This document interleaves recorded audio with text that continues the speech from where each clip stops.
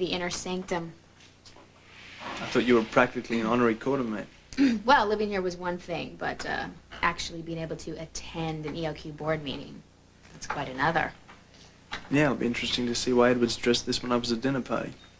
Must have something up his sleeve. I hope so. Otherwise, this evening may turn out to be a big yawn. Well, in that case, we'll just have to go home to bed.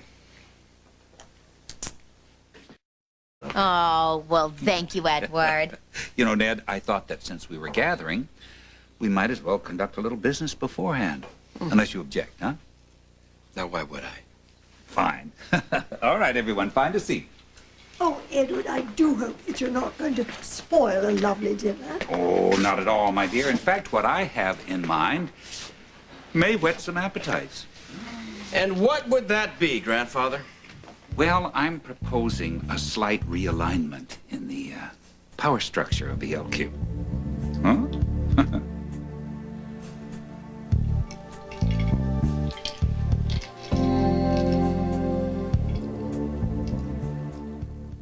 As you're all aware, for some time now, Ned has been torn between his duties as Chief Executive Officer at ELQ and his aspirations as a rock star. Excuse me, Edward, but Eddie Main is a rock star. That's right. The word aspirations doesn't quite cut it. Oh, I beg your pardon. He is a star.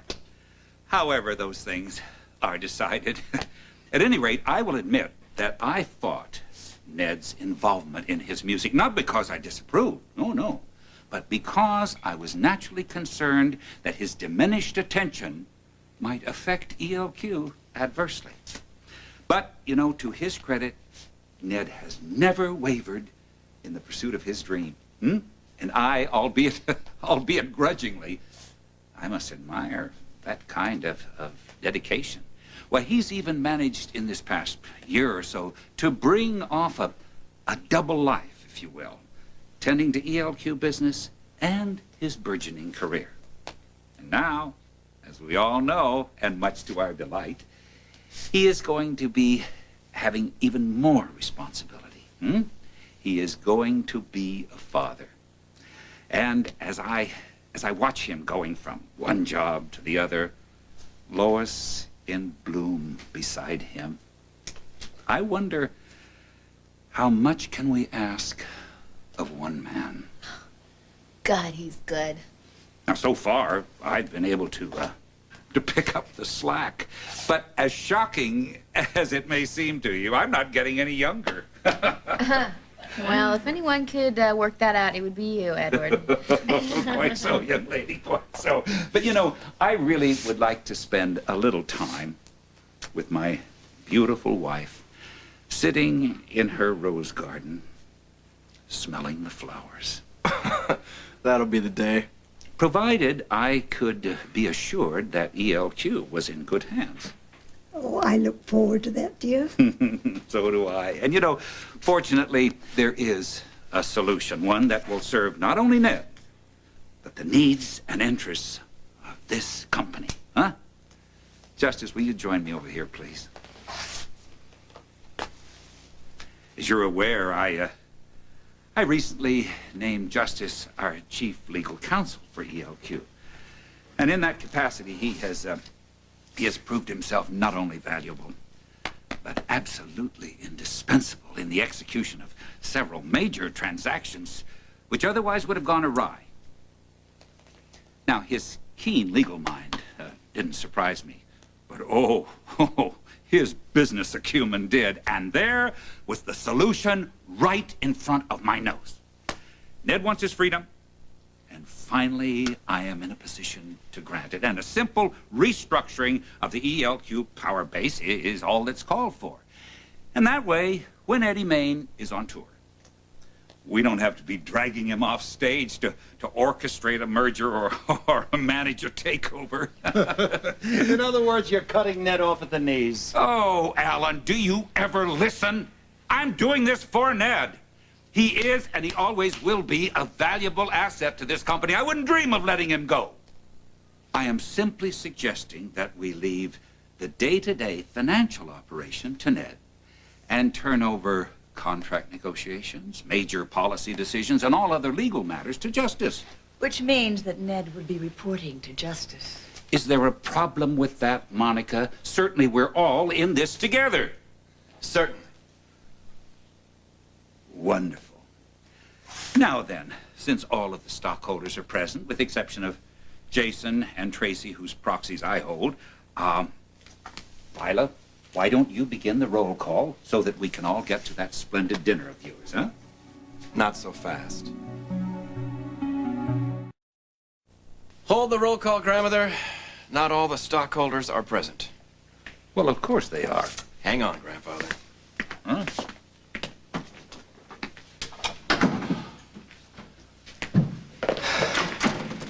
Jason, your timing's perfect. Listen, Ned. Listen, I'll there's fill you in some- later. Are you ready to vote No, your there's shares? something I need to tell you. What's going on? Sonny has to do the voting. I sold my 12% of ELQ stock to him. See, I never wanted it. He really needs it. What the hell have you pulled?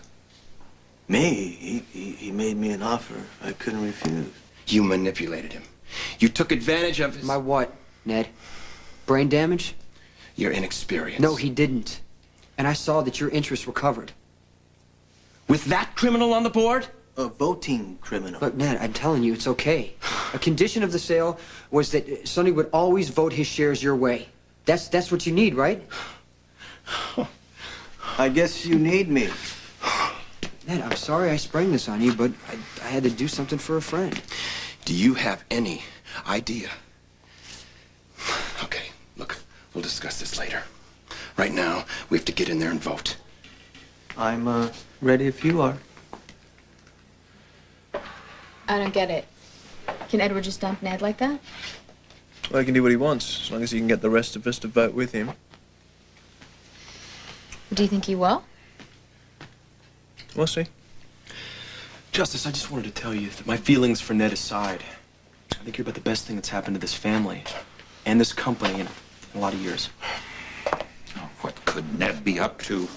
I have no idea. But he can be very clever, you know. Damn it, if we don't vote now, I'll lose all the momentum I've built. You know, in Brooklyn, at least we wear leather when we stab someone in the back. I apologize for the delay. I'd like to introduce the newest board member and owner of 12% of ELQ, Sonny Corinthos.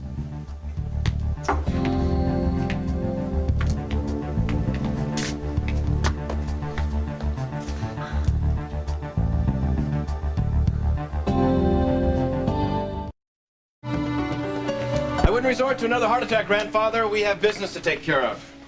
You get out of my house. I will not entertain a career criminal in my living room. I thought this was a business meeting. We have something up for a vote, right? Ned, is this your idea of some sick joke? Well, to be honest, I'm as much in the dark about this transaction as anyone else. Apparently, Jason has sold his 12% of ELQ to Sonny Corinthos. No, that's impossible because those shares were being held in trust. Well, actually, there was an out clause. Since when? It's the first I've heard of it. I wasn't aware of any such clause, Ned. You'd better explain. Well, it occurred to me that it really wasn't quite fair for us to assume that Jason was incapable of dealing with his own finances. Oh, I see. So you took it upon yourself To design an escape clause, should he ever want access to his stock. How could you do such a thing? With the safeguard of requiring a cosign from me, Jason's shares could be released to him. Oh, of all the damn fool. That trust was designed to protect the boy, not give him something else to abuse. Oh, yes, I know just how concerned you are for Jason's welfare. Do you expect us, Ned, to believe that this ploy was to help your cousin? No. It was nothing but a power play on your part, and it has clearly backfired.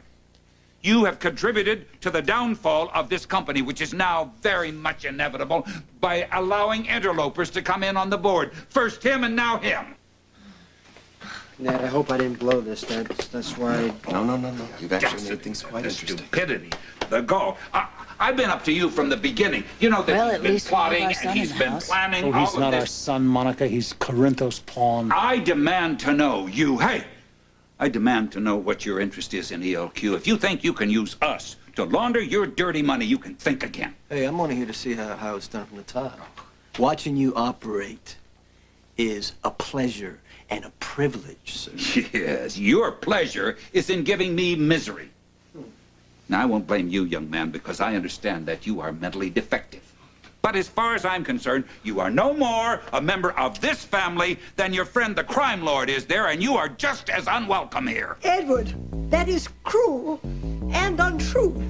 As far as I'm concerned, there is only one person accountable for this mess, and it is Ned.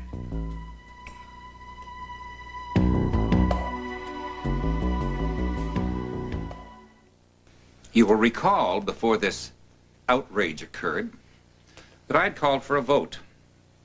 However, due to Ned's appalling lack of judgment and my concern for this family and this company, I would like to amend my proposal by calling for his complete ouster as CEO.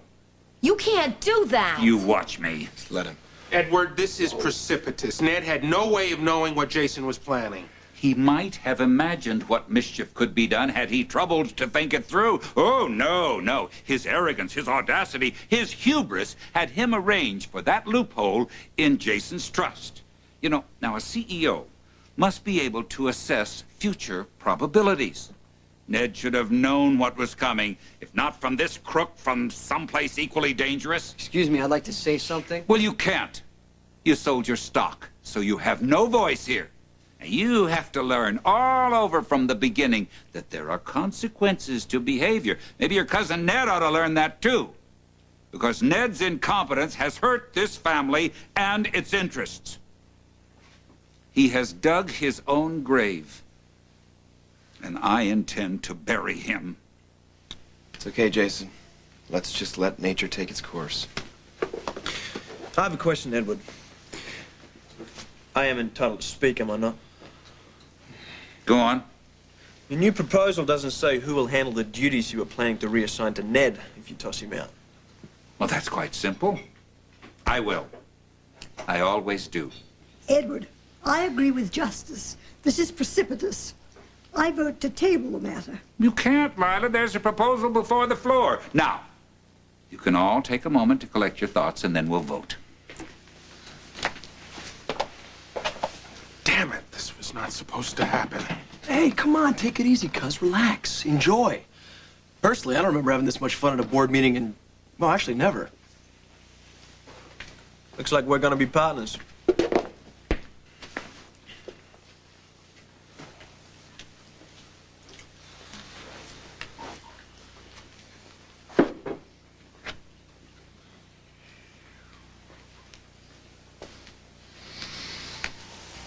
Edward, you'll never bring this off. I beg to differ. Let's just look at the possibilities.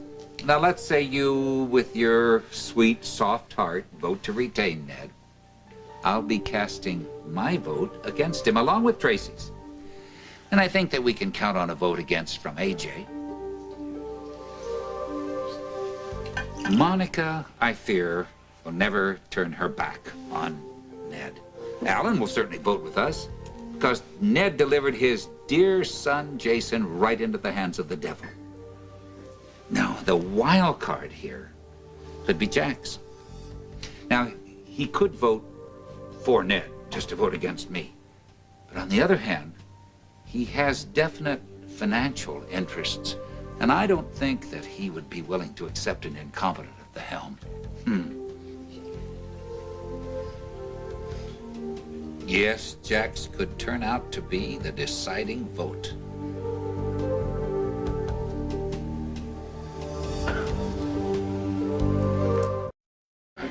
All right, very well. That should have given you ample time to make your decision, given the simplicity of the issue. Take some seats. Here we go. All right. Thank you. I call for a vote on my proposal that Ned be requested to step down from his post as Chief Executive Officer of ELQ. Yeah, wait.